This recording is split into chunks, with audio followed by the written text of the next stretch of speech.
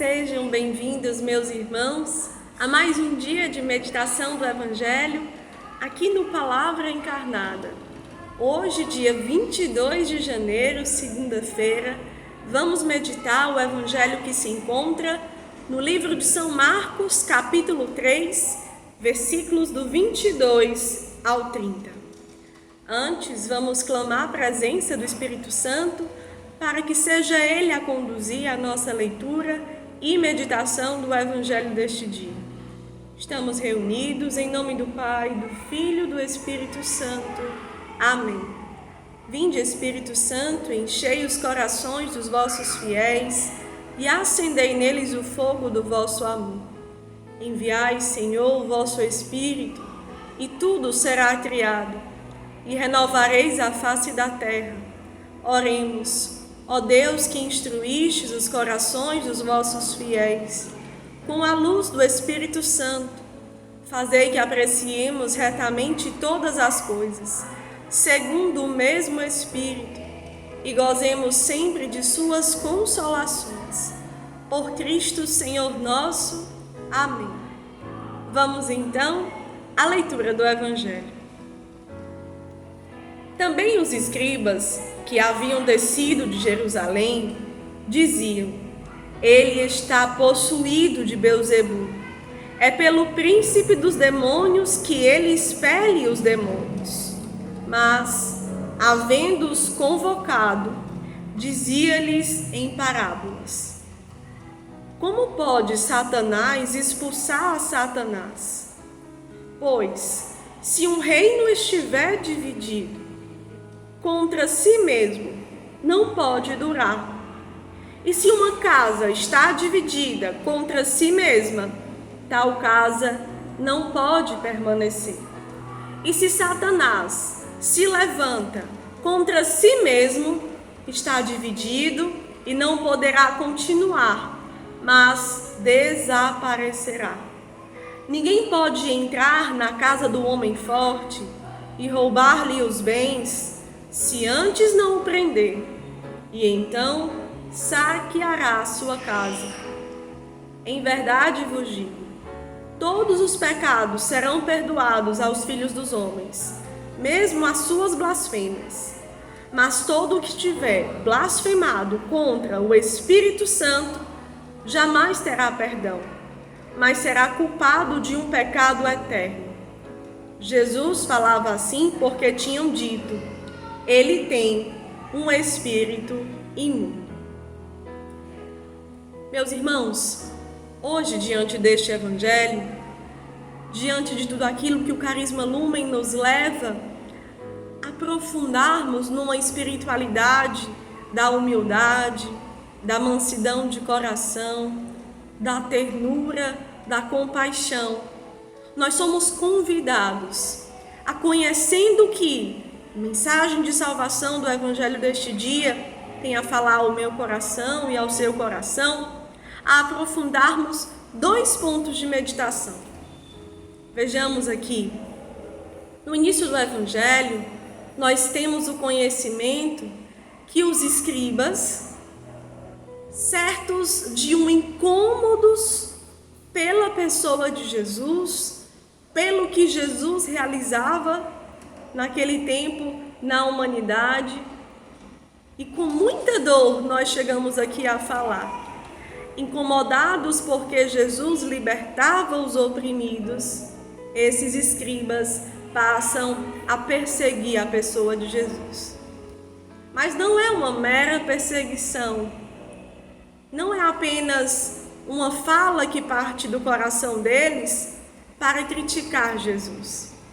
É uma fala que tenta cancelar, aniquilar, que tenta de fato colocar tudo que Jesus veio realizar em uma posição de confronto, de ataque àquilo que é a própria pessoa de Jesus, aquilo que é a própria santidade de Deus, aquilo que é a própria obra de salvação com a vinda de Jesus ao mundo. É um evangelho que se nós lermos aqui, talvez não vamos encontrar rapidamente uma semelhança com as nossas vidas para fazermos uma reflexão, uma meditação sobre as conduções da nossa vida. Mas se aprofundarmos, meus irmãos, se rezarmos com muita humildade, se tivermos desejosos e decididos para que a palavra revele em mim, revele em você e expulse o que há de mim e em você, naquilo que é contra os sentimentos de Jesus, nós podemos sim encontrar um link de meditação. Todas as vezes que nós não somos dóceis à ação de Deus, à palavra de Deus, à obra de Deus, nós estamos direta ou indiretamente querendo confrontar o próprio Jesus, querendo colocar as nossas opiniões pessoais, os nossos argumentos, as nossas preferências, os nossos gostos, ao ponto de, mesmo que algo dê bons frutos, mesmo que algo mostre de uma forma luminosa a ação redentora, a ação de um Jesus que salva, que liberta, que consola os oprimidos, que fortalece os fracos, que vai destronando os soberbos, nós podemos, com palavras, com atos, com omissões, com os nossos pecados, dizer que aquilo não é obra de Deus, dizer que aquilo não é Deus. Podemos, quando nos colocamos numa postura de relativizar uma ação que é 100% os sentimentos de Cristo nos convidando a uma conversão, quando simplesmente, por causa dos nossos gostos pessoais, por causa das nossas preferências, nós não fazemos comunhão com aquela ação que vem da conduta de Deus. Ora, foi exatamente isso que os escribas fizeram.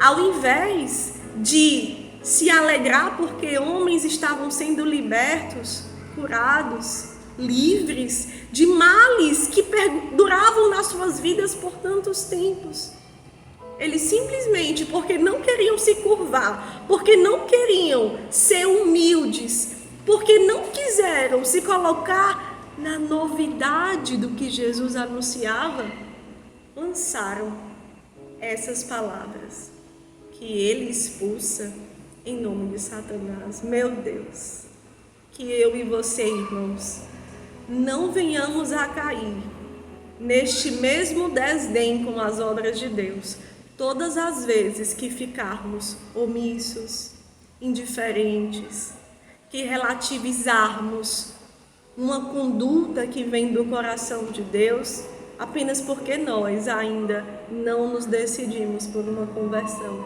apenas porque nós não aceitamos o Senhor e destronando a soberba do nosso coração. Vejamos como é muito mais bonito quando nós estivermos diante de uma ação que vem do coração de Deus, até mesmo reconhecer: Senhor, esses frutos me fazem contemplar a tua ação, mas eu não consigo ainda. Mas eu não consigo me lançar, me debruçar. Aí sim é apenas uma limitação. E podemos completar a nossa oração: mas Senhor, me dá a graça, me dá a força de fazer esta comunhão. Aí sim estamos no processo de quem está querendo se assemelhar ao Cristo, porque encontrou nele a sua força, o sentido da sua vida. Mas se pelo contrário, apenas porque nós não gostamos, apenas porque não nos convém, abrirmos a boca para dizer: não, isso aqui não é de Deus, não, isso aqui não me interessa realizar, porque na minha opinião não é assim, mesmo que os frutos tragam liberdade, libertação nos corações, felicidade às pessoas. Vejamos, por exemplo, todas as vezes que a comunidade, amados irmãos consagrados, discípulos, postulantes, todas as vezes que a comunidade nos coloca direcionamentos de salvação, que pode custar o nosso tempo, que pode custar, de fato, uma conversão dedicada ali, nós entrando na lógica que vem do coração de Deus, fazendo comunhão com a comunidade, nós somos pessoas que nos colocam na humildade, na mansidão, para sermos reconduzidos, recolocados, porque vemos os frutos concretos do amor de Deus aqui. Mas se pelo contrário, queremos justificar, porque isso não cabe em mim particularmente, eu estou fazendo um ataque à obra de Deus, à pessoa de Deus. E isso é algo que nós precisamos pedir uma vigilância, pedirmos de fato um coração orante, um espírito vigilante, para não nos cegarmos nessa postura, irmãos. E o segundo ponto de meditação que nós queremos aqui colocar é quando o próprio Jesus, se utilizando desse ataque que os escribas chegam a fazer, dá uma aula nessas simples palavras, nas parábolas aqui colocadas, sobre o que significa a divisão numa casa. A divisão, ela leva à ruína. A divisão numa comunidade, ela faz perder a força do carisma naqueles corações que são chamados a esta eleição. A divisão numa casa, numa família, ela vai enfraquecendo o papel de cada um. Não se sabe mais nem quem começou ou quem continuou, não interessa mais, mas se vai se colocando e se alimentando uma divisão a cada momento, e se não se encontra naquele espaço um coração que deseja ardentemente combater a divisão, muitas vezes com o silêncio, muitas vezes com sentimentos ali de mais do que uma mediação, se colocar na compaixão da dor de quem está naquela situação e convidar esse irmão a um processo de salvação, de comungar do coração daquele único corpo, daquela família que coloca ali o amor todos os dias provado, naquela comunidade que luta tanto para anunciar o reino de Deus. Nós não temos dimensão de onde a divisão pode levar a força do amor em um povo que é eleito e é chamado. É por isso que quando estivermos diante de um momento de divisão, de uma situação de divisão, nós somos chamados a tomar posse da graça da eleição que temos para gerar a comunhão. Porque a divisão não pode ser combatida com divisão, perde-se o controle. Mas divisão é combatida com comunhão, com testemunho concreto. Foi isso que o próprio Jesus fez. Jesus, ele silenciou, ele acabou aquela história que estava sendo colocada, com todas aquelas palavras que estavam sendo colocadas, quando ele coloca ordem naquilo que realmente é a sua vida. Comunhão com o Pai, a comunhão com o reino de Deus, a comunhão em libertar as pessoas dos seus sofrimentos para uma condução que gera salvação. Quando nós, todas as vezes que estivermos em tentações, em provações, em batalhas espirituais, que vão nos sugerir traços de divisão, corramos, meus irmãos. Coloquemos o nosso joelho no chão. Peçamos o Espírito Santo para vir em nosso favor. O Espírito Santo que é o distribuidor de todos os dons. O Espírito Santo que é a força em nós para superar, para amparar a nossa fraqueza e não perdermos tempo em sermos sinais de divisão. Em nos colocarmos na proposta que o Evangelho ensina, em sermos dom, em sermos comunhão, em sermos pessoas que com a simplicidade da sua vida, da nossa vida, realmente possamos ser e viver um testemunho concreto daquele que encontrou em Jesus um sinal de amor e de comunhão.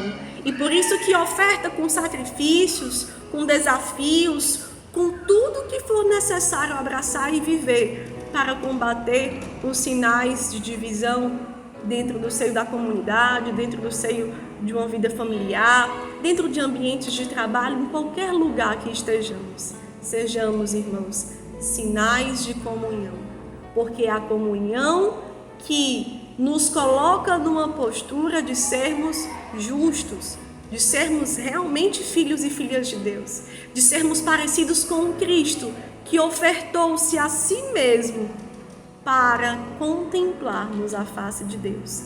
Que a oferta da nossa vida nessa semelhança seja uma oferta autêntica e radical para aproximarmos as pessoas do coração de Deus, pelo testemunho vivo que o Cristo nos conquistou para darmos, para vivermos.